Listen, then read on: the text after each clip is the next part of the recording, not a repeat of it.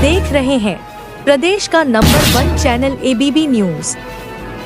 पूर्व मेयर प्रत्याशी आपकी अपनी पुष्पा रावत जी ने पुष्पराज एक आशा ट्रस्ट के तहत आर्थिक रूप से कमजोर वर्ग के बच्चों के उज्ज्वल भविष्य व सुनहरे कल की ओर एक पहल के लिए लिमिटेड सीट ही बची है।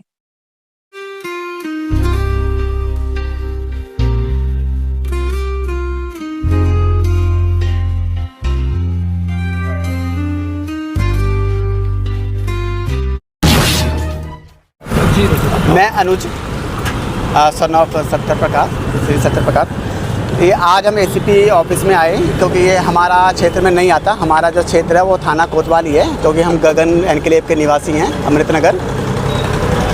मगर हमें ये इन्होंने जिस हिसाब से ये FIR लिखी है ये म्यूचुअल के, हमें नहीं पता मतलब हमारा क्यों नाम इसमें है और हमें जमानत क्यों करवानी पड़ रही है। आज हम सभी परिवार के साथ अपनी जमानत करवाने आए यहाँ पर। हम कल मेरे पापा मंडे को करीब मिशनरी ऑफिस भी गए थे लाइन पार, उसमें गोविंदपुरम की साइड। तो उन्होंने कहा था कि आप ACP मैडम से मिल लीजिए और वो कर देंगी। और मैं ACP मैडम ने हमें आश्वासन भी दिया था कि ये आपका गलत है, ये खारिज हो जाएगी। मगर आज हम मेरे पिताजी और मेरी वाइफ को सुबह बुला के और कहा कि आप वाइफ को वापस भेज दिया और पिताजी से कहा कि आप अपने पुत्र को भी बुलाओ।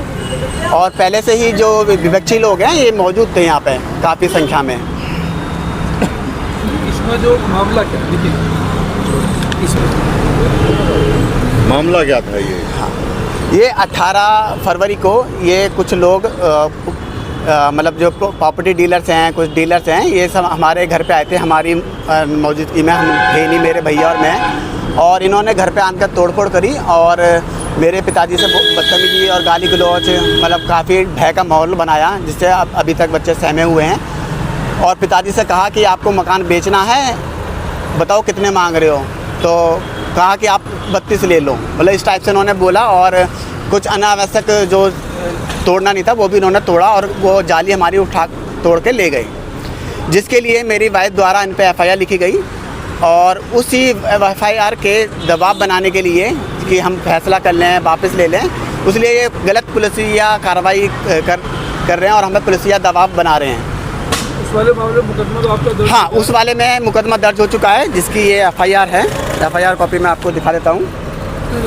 हाँ, ये FIR कॉपी है जिसमें इनके नाम है। हाँ, जिसमें अपराधियों के कुछ नाम है: रघुनंदन भारद्वाज, प्रवीण झा, सुमित पाठक, कुलदीप गर्ग, राहुल झा, नवीन झा, कृष्णा प्रॉपर्टी डीलर ये मालिक है उसके, इनका नाम मुझे नहीं पता, राजू प्रॉपर्टी डीलर हैं जो इनके सहयोगी हैं। और कुछ अन्य इनके कुछ बॉडी गार्ड थे इसके रघुनंदन भारद्वाज के, और कुछ अज्ञात 20 लोग हैं।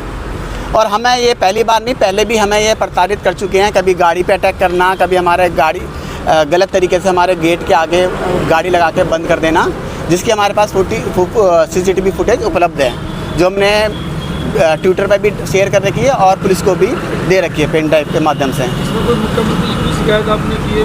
हाँ, हमने मुकदमा दायर किया था तो उसमें FIR हो चुकी है हमारी।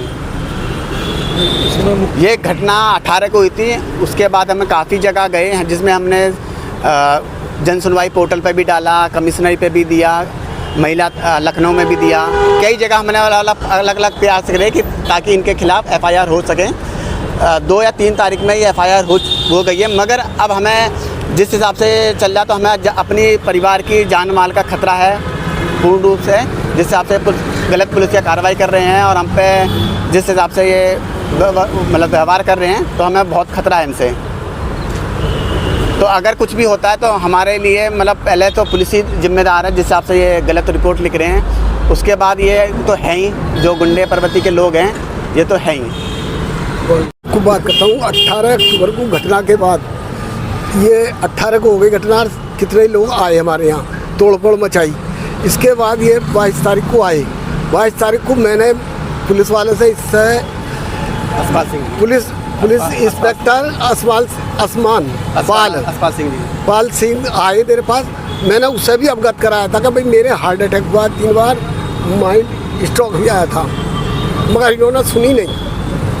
और फिर इसके बाद रात को वो बुलाकर इसके रघुनंदन के ले गए थे आदमी अपने घर पे जाने के पहले से काफ़ी लोग, हाँ काफ़ी लोग पहले से ही वहाँ इकट्ठे थे, तो वो मेरे से दबाव बना रहे थे। उल्ट फुल्ट का ऊपर खाली आज कर रहे थे, हम पीट देते। वापस लेने का। हाँ, रिपोर्ट वापस लेने के लिए कह रहे थे। इसके बाद मेरी हालत ख़राब हो गई, माइंड स्ट्रोक आ गया और मैं दिल्ली एडमिट हो गया। मेरा नाम अमित है। जब ये 18 तारीख की घटना हुई थी, मुझे घर से फ़ोन आया था। सबसे पहले मैंने 112 पे फ़ोन करा गया। 112 के बाद पुलिस आई तो 15 मिनट मेरी पुलिस वालों से बात होती रही है। उन्होंने अंदर जाने नहीं दिया था गेट के। उस टाइम इतने 15 मिनट में इन्होंने सब अपने सामान हटा लिए थे जो तोड़ फोड़ के थे इन पर, जिसमें इन्होंने कटर मशीन भी शामिल था, बल्ली वगैरह, हथौड़ी, ये हथियार लाए थे अपने साथ, घातक हथियार भी थे इनके पास। और इन्होंने पुलिस वालों को रोका, फिर इन्होंने बात करी, फिर उन्होंने भेज दिया। उनके जाते ही फिर इन्होंने तोड़फोड़ मचाई। फिर मैंने 112 पे फ़ोन करा गया तो 112 पे जो पुलिस वाले गए थे उनसे मेरी बात हुई। उन्होंने कही आप चौकी प्रभारी से मिलें। मैं फिर चौकी प्रभारी के आधे घंटे तक बैठा रहा। आधे घंटे बैठने के बाद मेरी एप्लीकेशन तक नहीं ली गई थी। उसके बाद उन्होंने कहा हम कार्रवाई करेंगे।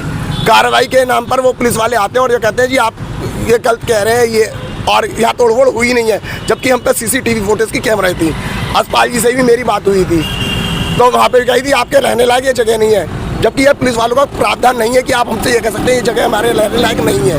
हमने भी घर लिया है एक सोसाइटी में, अच्छी सोसाइटी को देख के। उसके बाद बात होती रही, फिर मेरे पास फ़ोन आए आपके क्या नाम है सभासद जी के, ये बैठ के कि चलो हम बात करते हैं, आपस में म्यूचुअल अंडरस्टैंडिंग से फैसला कर लेते हैं। हमें रघुनंदन जी के यहाँ बैठाया गया। वहाँ ऑलरेडी 22 लोग उपस्थित थे, सब उनके हमारी बात हुई तो हमने उनसे अपनी बात रखी गई थी। तो उन्होंने हमसे ये कहा है कि जो हमारा गेट है वो हमारा अवैध गेट है, जबकि हमें GD जब हमने मकान लिया था हमें ये गेट दिया गया था और हमारे की बैनामे में रजिस्ट्री है जिसमें हमारा वो गेट लिखित में है। ये सब बात होने के बाद हमने कहा था जी ऐसा, तो ये कह रहे हैं। और ये जो फिर हमें उस मुद्दे से हटा के पार्किंग के मुद्दे पे वो लाने लगे, जबकि हमारा पार्किंग का कोई मुद्दा नहीं है क्योंकि वहाँ पार्किंग ऑलरेडी किसी की रजिस्ट्री में नहीं है। उसके बाद हम पे हमारे कहने के बाद भी फिर भी हमारा मुकदमा दर्ज नहीं हुआ। फिर हमने CM पोर्टल पर ये एप्लीकेशन डाल के हमने मुकदमा दर्ज कराया। दर्ज कराने के बाद पुलिस कार्रवाई होती है, उसके बाद भी हमें नहीं दी जाती। फिर हम आपके कोतवाली में जाते हैं तो कोतवाली पे 3 तारीख को हमें पता लगती है, उसी टाइम की हमारी रिपोर्ट अब दर्ज हुई है। उस दर्ज के बाद हम पे कुछ दिन बाद हम पे उल्टे 7 तारीख को ये नोटिस आता है कि इन्होंने हम पे केस है, 4 तारीख को हम उपस्थित नहीं हुए, जिसकी हमें जानकारी नहीं थी।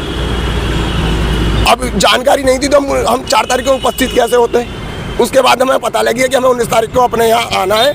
उसके बाद भी हम कई बार मेरे पिताजी और मेरे छोटे भाई की वाइफ गए थे कमिश्नरेट हरसों पुलिस लाइन में। वहाँ पर जाके मैं आश्वासन दिया कि आप ACP जी से मिले। हम यहाँ आए, ACP जी पूनम मिश्रा जी से मिले, हमारे पिताजी और मेरे छोटे भाई की वाइफ। उन्होंने हमें आश्वासन दिया ये केस गलत है, जबकि हमारा थाना कोतवाली क्षेत्र में आता है और जबकि ये नंदरा कमिश्नरेट है, जबकि इससे हमारा कोई लेन देन नहीं है। ना मैं यहाँ का निवासी हूँ, ना मेरा यहाँ कोई कारोबार है, जो कि एकदम अवैध रूप से हमारी यहाँ जमानत हुई है।